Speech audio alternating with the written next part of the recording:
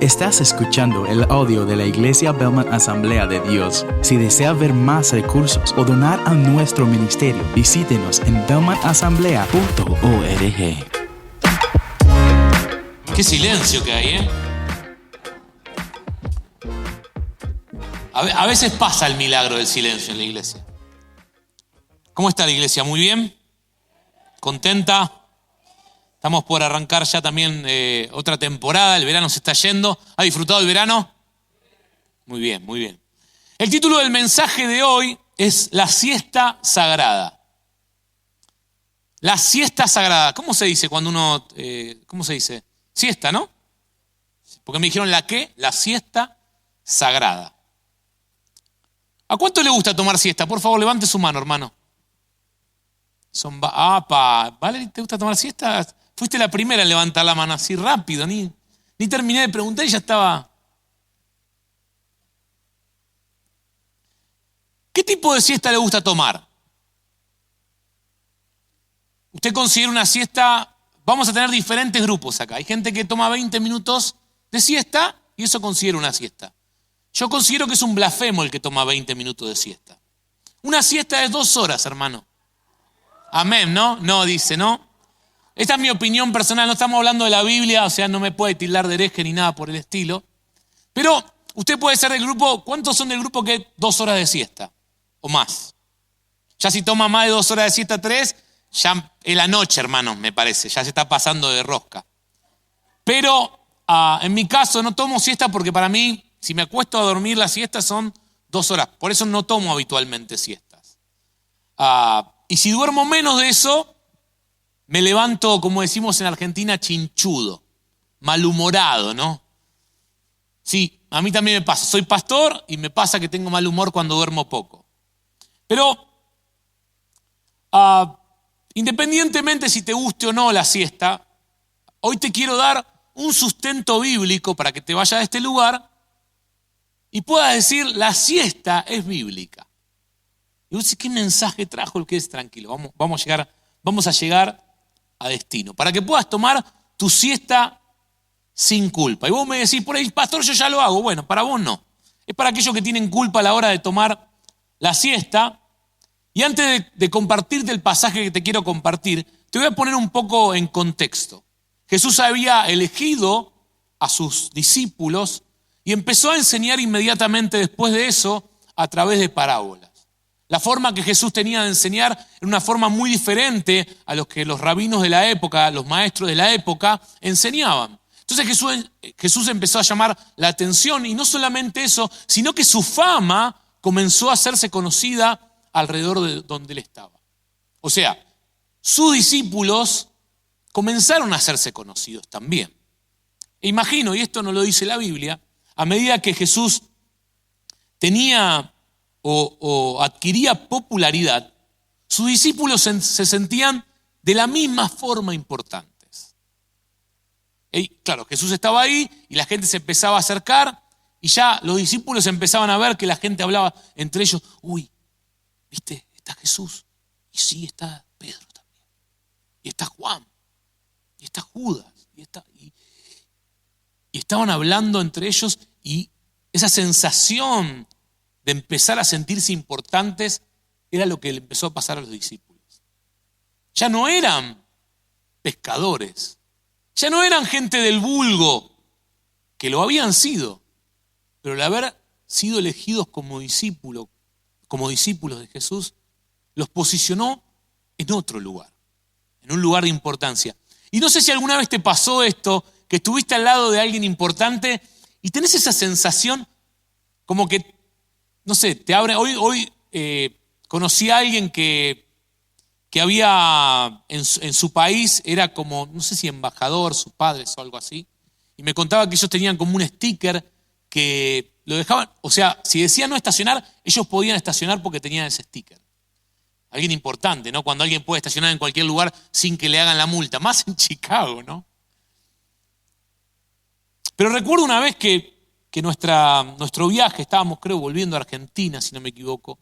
Nuestro viaje había sido demorado por un problema en la escala, entonces la aerolínea tenía la responsabilidad y estábamos llegando a nuestra segunda escala y en ese momento, como no llegábamos, estábamos muy apretados, muy ajustados con el tiempo, nos dieron como algo que le llaman un express connection. Entonces, lo que pasaba era que yo llegaba a la fila y había un montón de gente y yo mostraba mi tarjetita naranja y me decían, señor, por acá, por acá. Y claro, toda la gente estaba haciendo la fila ahí para rato y yo pasaba por al lado de ellos caminando por otra fila así y los miraba. Ustedes esperen. No les decía eso. No les decía. Pero uno, como ser humano, aquel que me dice, no, yo soy humilde, pastor. A mí no me pasa. ¿Tenés ese cosquilleo cuando te tratan diferente, cuando hay un VIP o algo así? Bueno, a los discípulos le pasaba un poquito eso. Se habían empezado a sentir de esa manera. Entonces, después de esta situación, nos desemboca en Marcos 4, del 35 al 41. Jesús había estado enseñando a través de parábola, ya se había cansado, y dice Marcos 35 al 41, dice, en ese día al anochecer dijo a sus discípulos, crucemos al otro lado. Dejaron a la multitud y se lo llevaron en la barca donde estaba. También lo acompañaban otras barcas. Se desató entonces una fuerte tormenta y las olas azotaban tanto la barca que ya comenzaban a inundarse. Mientras tanto, Jesús estaba en la popa durmiendo sobre un cabezal, así que los discípulos lo despertaron. Jesús estaba tomando una siesta. ¡Maestro!, gritaron, ¿no te importa que nos ahoguemos? Él se levantó, reprendió al viento y ordenó al mar, silencio, cálmate. El viento se calmó y todo quedó completamente tranquilo. ¿Por qué tenían miedo?, dijo a sus discípulos. ¿Todavía no tienen fe? Ellos estaban espantados y se decían unos a otros, ¿quién es este que hasta el viento y el mar le obedecen? Entonces me gustaría que veamos algunos momentos en esta historia que creo que nos pueden ayudar a reflexionar y también ayudar a crecer en nuestra relación con el Señor. Y el primer momento que encontramos, y vamos a tratar de trazar un paralelismo como me gusta hacer con nuestra vida, el primer momento que encontramos es las palabras de Jesús. Termina este momento de enseñanza y Jesús le dice a sus discípulos, ¿qué le dice? Está durmiendo una siesta ahora usted también, ¿eh? Le dice, crucemos al otro lado, le dice. Y eso pasa habitualmente en nuestra vida. Jesús nos habla y nosotros intentamos obedecer sus palabras. En este caso, Jesús en la tierra le dice a sus discípulos, crucemos al otro lado. Muchas veces creemos escuchar la voz del Señor y hacemos lo que Dios nos dice que hagamos. Los discípulos seguían con esta sensación que les había contado antes, ¿no? Dice que otras barcas se les habían unido para cruzar al otro lado, e imagino que ellos iban en la barca y la gente expectante tratando de ver a Jesús y ellos mirando que lo señalaban con esa sensación y hasta ahí era todo un sueño, ¿no? Hace un tiempo atrás estaban pescando, gente no reconocida, y ahora salían del anonimato para convertirse en discípulos de un maestro que enseñaba de una manera que era atrayente para todos, que transformaba vidas. Hasta ahí iba todo bien, todo era color de rosa. Pero así cuando nos pasa, cuando miramos una película y viene ese silencio y decís, algo va a pasar acá. Así le pasó a los discípulos. De repente, en medio de todo ese bullicio, de todo ese ida y vuelta, de la emoción de la gente, la barca comenzó a cruzar al otro lado y estaba por la mitad del camino y se produjo ese silencio. Y empezó a soplar el viento, se escuchó el primer estruendo y las cosas comenzaron a cambiar. Como te dije anteriormente, lo primero que escuchamos fue las palabras de Jesús en la barca, o subiéndose a la barca para decir, crucemos al otro lado. Así nos pasa en nuestra vida. Jesús nos habla y nosotros intentamos obedecer. Pero lo que viene después es la tormenta. La tormenta azota a este grupo de discípulos. Y esas miradas que tenían de admiración, de repente lo de la barca al lado diciendo, ¿qué hacemos? El viento está soplando, ya empiezan a preocuparse. Qué fácil a veces, ¿no? Cuando uno, no sé si te ha pasado esta sensación de que a veces te sentís arriba por alguna situación. Te sentís muy bien. Te han felicitado, no sé, por un trabajo que has hecho, algo ha ocurrido en tu casa. Te sentís un héroe, ¿no? O en la escuela, en la universidad. Y estás ahí arriba y de repente viene otro momento y empezás a caer en picada, pero rápidamente, por la desaprobación del entorno. Y eso imagino que les pasó a los discípulos ahí arriba en la barca, ¿no? Eran admirados y de repente se empezó a mover todo, se empezaron a desesperar. Uno, el más incrédulo, vino y dijo, despertemos a Jesús. No, déjenlo dormir al maestro. Pescadores, gente que conocía de estos problemas de tormenta y del agua, sabían cómo funcionaba. Pero dice que la tormenta empezó más fuerte y hasta empezó a entrar agua y empezó a inundarse la barca. Y a veces tenemos un mal concepto nosotros cuando reconocemos a Jesús como nuestro Salvador y tomamos este paso de fe que es el bautismo, como muchos lo han tomado, y si no lo has tomado, lo tenés que hacer. Es un mandato del Señor, como decía Pastor Joy, es un mandato del Señor, es un paso de fe y obediencia en nuestro crecimiento con nuestra relación con el Señor. Entonces uno conoce al Señor y claro, viene con un bagaje encima, viene con problemas, viene y de repente tiene un encuentro con el Espíritu Santo, con la presencia de Dios.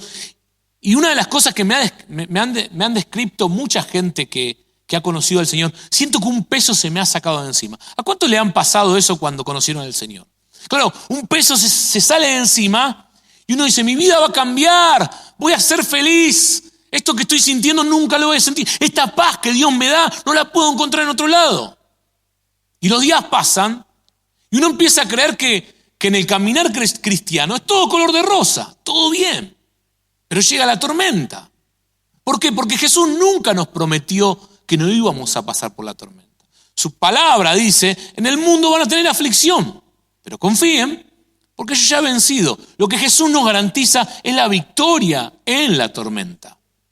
Pero no nos garantiza que no tengamos que pasar por la tormenta. Y muchas veces he visto gente abandonar la fe porque la tormenta ha llegado. ¿Qué puede ser la tormenta? La tormenta puede ser circunstancias en nuestra vida. Y la tormenta no avisa, hermano. Ayer hablaba con uno de los hermanos de nuestra iglesia, el hermano Julio, que lamentablemente y con un profundo pesar perdió a sus 3 hermanas en un accidente trágico. Y hablaba con él y le decía algo muy, muy real y genuino. Hermano, no hay palabras que puedan llenar este momento. Lo único que te puedo decir es que estamos acá del otro lado, somos familia, estamos orando por vos, te sostenemos en oración. Si hay algo que necesites y podemos ayudar, vamos a estar acá para ayudarte. Pero al hermano Julio no, la tormenta no le pidió permiso, no le mandó un preaviso. Imagínense si perder un ser querido fuerte, imagínense 3 hermanas al mismo tiempo, hermano. Las tormentas llegan a nuestra vida. Las tormentas no piden permiso. Las tormentas vienen y embaten fuerte. No esperan a que estemos bien posicionados. No nos dan una segunda oportunidad a las tormentas, ¿no? Las tormentas llegan y como vienen, arrasan con todo. Esto que les pasó a los discípulos en la barca, nos pasa en nuestra vida. ¿Qué tormenta estás atravesando? ¿Qué tempestad se ha levantado en tu vida? Porque recordá que no estamos exentos de pasar la tormenta. Y en medio de este momento difícil, en medio de este momento que parece que la tensión había subido entre los discípulos, uno toma valor y dice, yo voy a despertar al maestro. Y llega y lo ve a Jesús ahí con una cara de ángel. No era un ángel, no era Dios, pero bueno. Con la cara ahí dormido. Y siempre me identifico con esta parte porque dice que había viento, él estaba en la popa, todo se estaba moviendo, un griterío, un ruido, él estaba durmiendo campante. Dormía profundo Jesús, yo también duermo profundo. Mi esposa me dice, ¿escuchaste ayer a Noah? No. ¿Escuchaste a la perra ladrar? No. ¿Escuchaste a los bomberos? No. ¿Por qué? Porque yo me parezco a Jesús. Yo duermo profundo, hermano. Y acá tenemos la palabra que lo constata. Pero claro, se acerca el discípulo a Jesús y le dice, está durmiendo. Y le voy a hacer una pregunta muy teológica. ¿Por qué creen que Jesús dormía?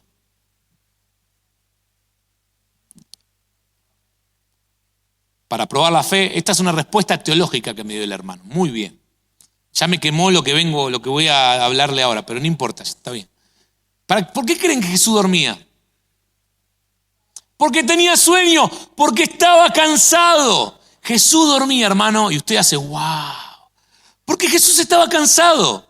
¿Qué nos muestra la palabra? La humanidad de Jesús. Jesús está mostrándonos que Él sabe lo que es estar cansado.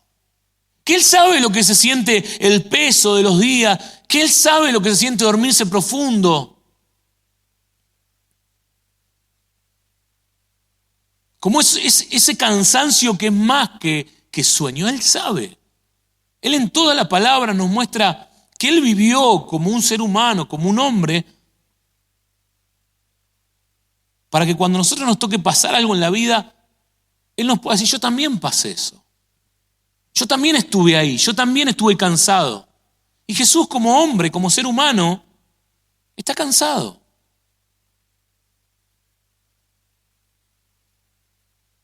Pero lo segundo también que entendemos en la vida de Jesús es su confianza en el Padre Celestial. Jesús dormía en medio de la tormenta porque confiaba que alguien lo estaba cuidando. Es interesante porque la palabra sigue, ¿no? Y en el libro de los Hechos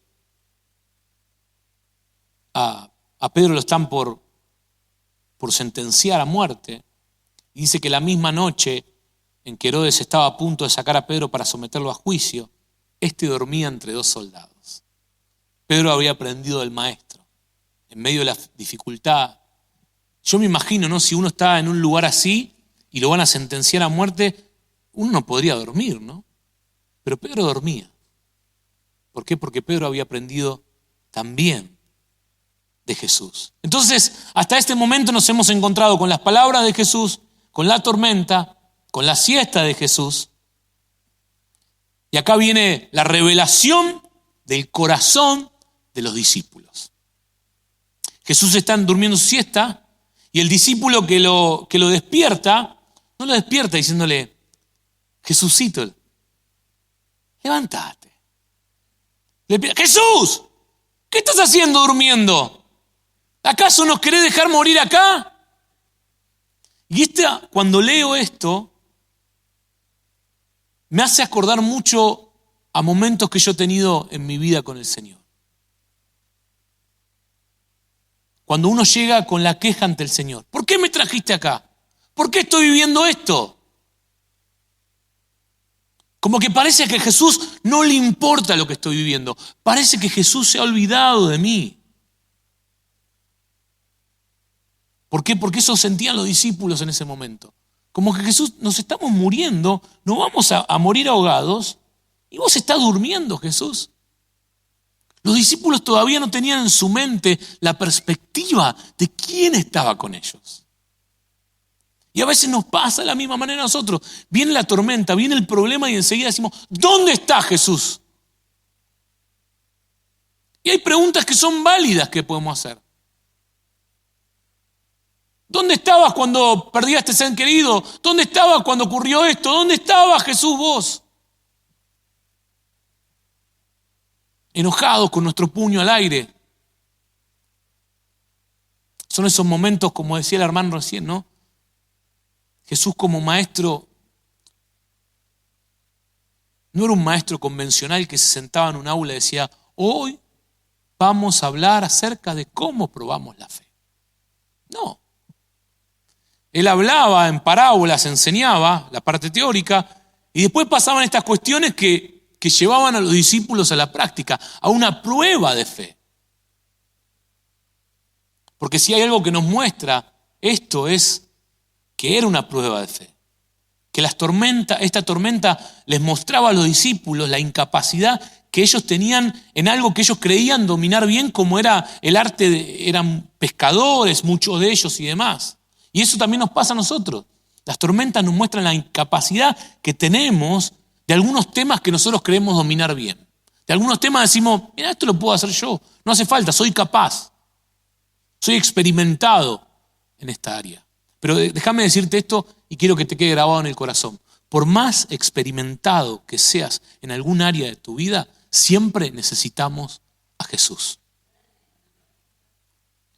Y una de las cosas que nos ocurre también en medio de la tormenta y en medio de estas situaciones, nos quitan todo orgullo y autosuficiencia y nos acerca más a su presencia. Cuando el discípulo se está por morir, ¿a quién corre? ¿A quién corre a gritarle? A Jesús. Y te voy a decir algo, en mi vida los momentos donde más mi fe creció fueron los momentos más difíciles. Porque son las tormentas las que aumentan nuestra fe. Son los momentos de crisis los que transforman nuestro corazón. Como alguna vez te dije, un marinero no se forja en un mar tranquilo. Un marinero se forja en donde hay marea, donde hay que trabajar. Ahí se forja un verdadero marinero. Entonces, cuando vos cambiás la perspectiva y empezás a ver que el momento que estás viviendo ahora te está ayudando a crecer, la manera de mirar las cosas cambia. Voy a hacer una pequeña recapitulación rápida acerca de lo que hablamos. Las palabras de Jesús fue lo primero. La tormenta, la siesta de Jesús, el corazón de los discípulos. Y ahora viene la revelación de lo que nos falta. Jesús se levanta, medio entredormido. Por el tono que usa parecía un poquito malhumorado, pero esto es algo que estoy poniendo yo, no lo dice la Biblia. Se levanta, mira y dice, silencio, dice, cálmate. Y la tormenta cesó. ¿Por qué? Porque el problema no era la tormenta. El problema era la falta de fe de los discípulos. El problema no es la persona que vino atrás mío. El problema es que vos te estás distrayendo. Lo mismo pasaba con los discípulos. El problema de ellos no era la tormenta, porque la tormenta podía haber estado.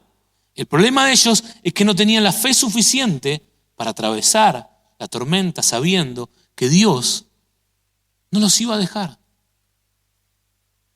Y en esta tarde quiero decirte esto. Dios quiere que tu fe crezca, porque posiblemente la tormenta no se termine todavía. Pero quiere que tu fe crezca para que entiendas que en medio de la tormenta Él va a sostener tu mano y vas a salir victorioso. Las tormentas harán que conozcamos más y mejor a Jesús, porque eso es lo que nos falta, ¿no? Y eso es lo que le faltaba a los discípulos. Al fin del día venimos a la iglesia, escuchamos la palabra, somos enriquecidos, aprendemos, somos autodidactas, volvemos a nuestra casa, estudiamos la palabra y hasta ahí todo bien.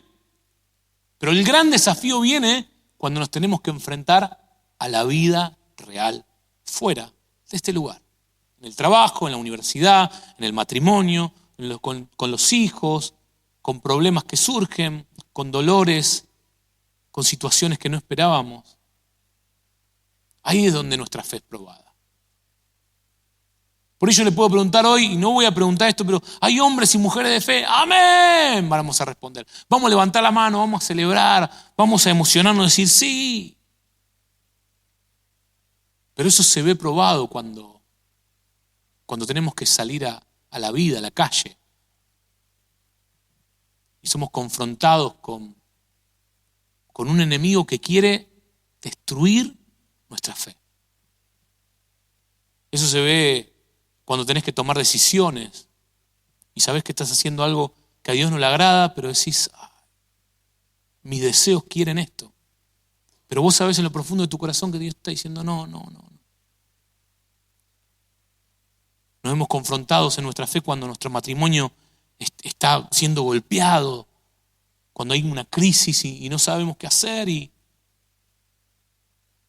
buscamos el camino de la indiferencia y del silencio en nuestro hogar y eso no sirve para nada.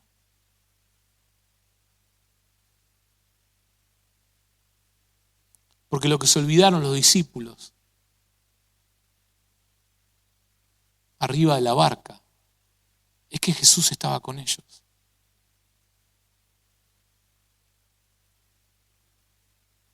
Fue lo más básico que pasaron por alto.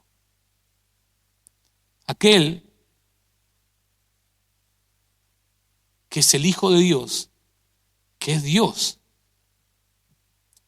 está con nosotros y vino a cumplir el plan perfecto del Padre en la tierra. ¿Acaso una tormenta hará que eso cambie? Los discípulos necesitaban conocer una faceta aún más profunda de quien dormía en la barca. Y nosotros, iglesia, necesitamos conocer una faceta más profunda de quién es Jesús. Jesús está en tu barca. No te olvides de eso. Puede parecer que Jesús está dormido, porque Él sabe todo, Él conoce todas las cosas. Él sabe lo que estás atravesando. Él sabe el momento que estás viviendo. Él ve tus lágrimas, Él ve tu dolor. Él ve tus dudas. Él escucha tus preguntas, tus quejas. Y si podría llegar a la conclusión con un mensaje que siento que está en mi corazón para vos es: Jesús está en tu barca. Y Él te va a ayudar a atravesar la tormenta. Pero necesitamos crecer en fe, necesitamos crecer en el conocimiento de su persona, necesitamos crecer en saber quién es Él para nosotros. Le voy a pedir a los músicos si pueden pasar.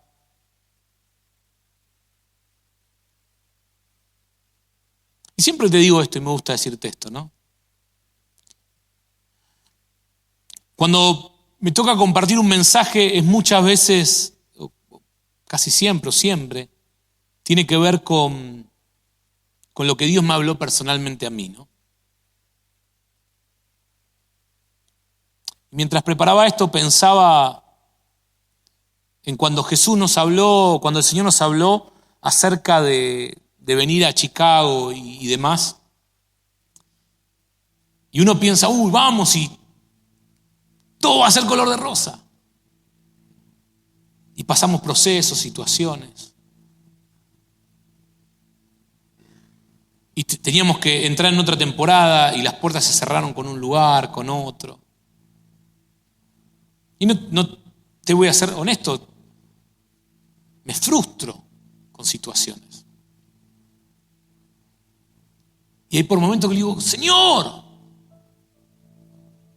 ¿acaso no vas a abrir las puertas?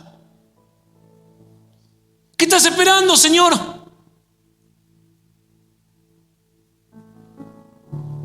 Y a veces uno tiene hasta la tendencia a decir, yo estaba mejor antes.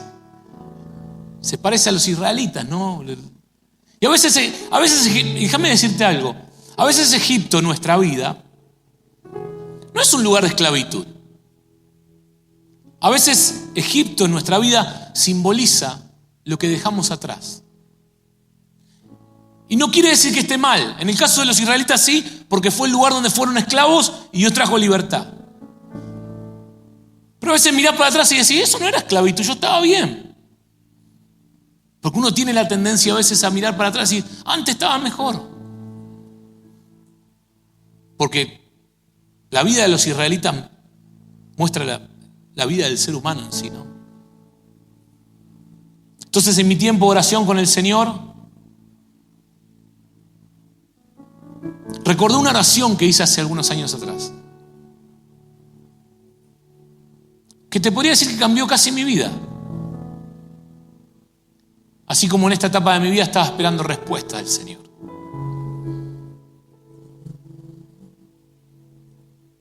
Y esperaba con fe, y el tiempo fue pasando y la fe fue menguando, y entré en esa lucha interna. Y llegó el momento de estar rendido casi ante el Señor. Ya no daba más. Recuerdo que llegué a mi casa, me senté en el living de casa y le dije, Señor, lo único que quiero es que estés conmigo. Lo único que necesito es que tenerte a vos. No quiero más nada. Solo quiero tu presencia.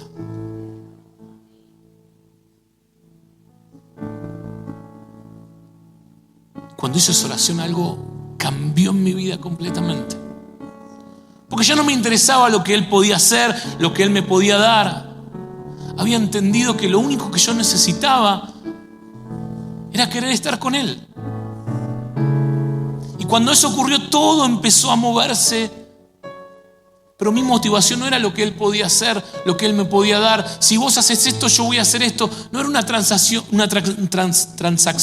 o un negocio. Era, quiero estar con vos.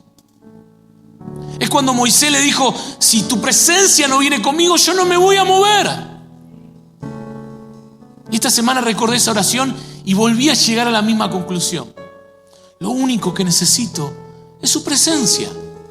Todo lo demás va a ocurrir. La tormenta va a parar. Vamos a cruzar al otro lado. Pero el Señor tiene que salir de este lugar siendo mi primer amor, la persona a la que yo quiera estar. Aquella persona a la cual diga, Señor, yo quiero estar con vos y solo quiero tu presencia. Así que te invito a ponerte de pie donde estás ahí.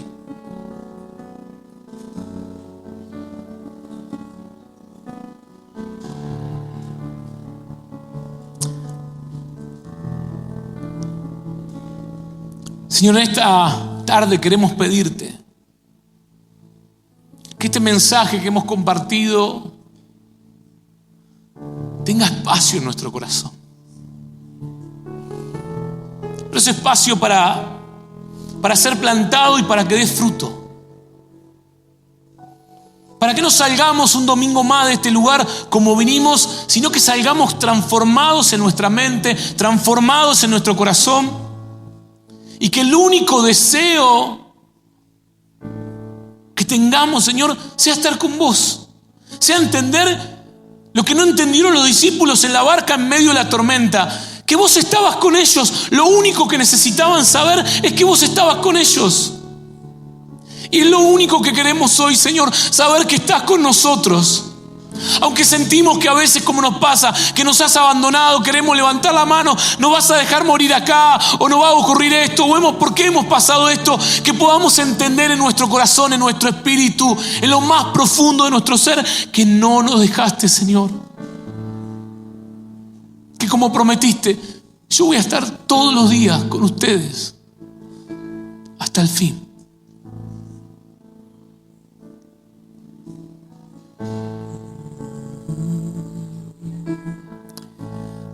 Esperanza está en Jesús, en su justicia en la cruz. De nadie más dependeré, solo en su nombre confiaré.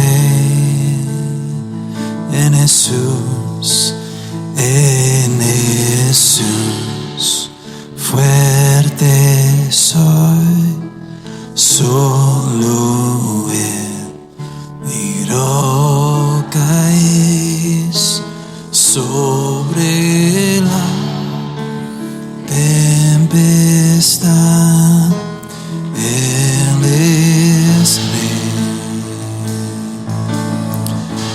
Verso 2. Cuando no puedo ver su faz, sé que su gracia siempre va a la tormenta venceré. Oh, mi ancla firme está en él. Oh, mi ancla firme está en él.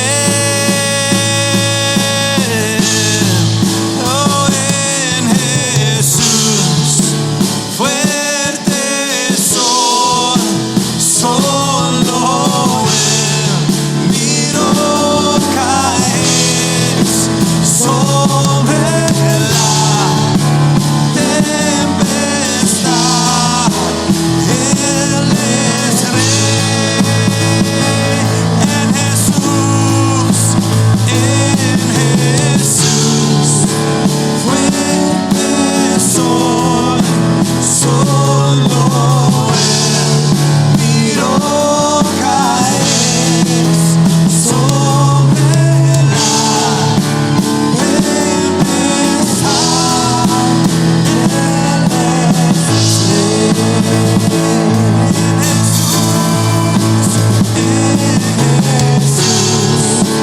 Fuerte soy, solo él, mi roca es sobre la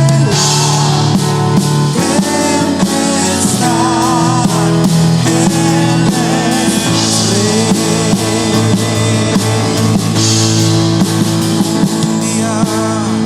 Un día él regresará.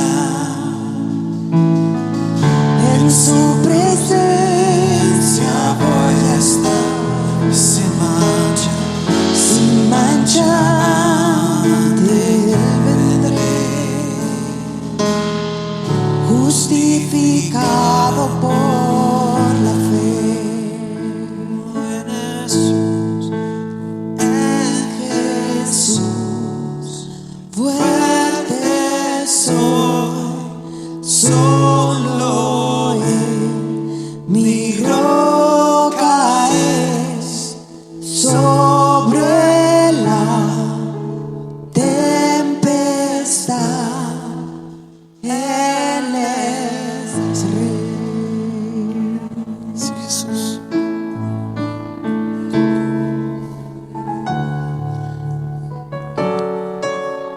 Sí, Jesús. Gracias. Gracias porque estás ahí, Señor.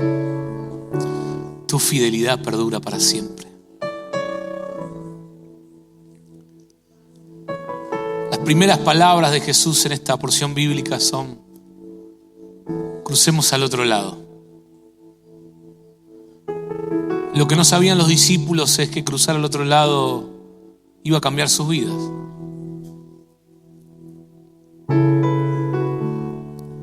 Y cuando pase la tormenta, nunca vas a ser el mismo.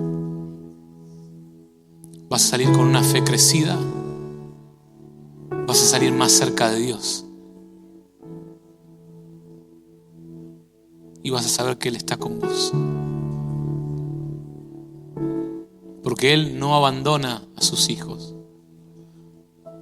Puede ser que estés en este lugar y que tu padre o tu madre terrenal te haya abandonado.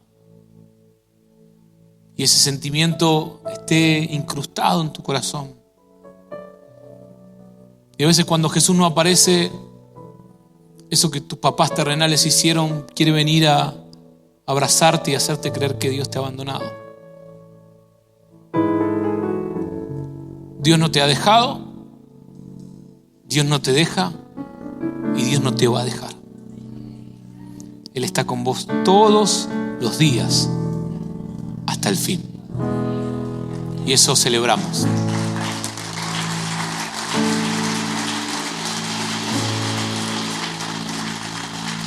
Dios te bendiga mucho, iglesia. Te voy a dejar este motivo de oración que le dejé a los hermanos del martes.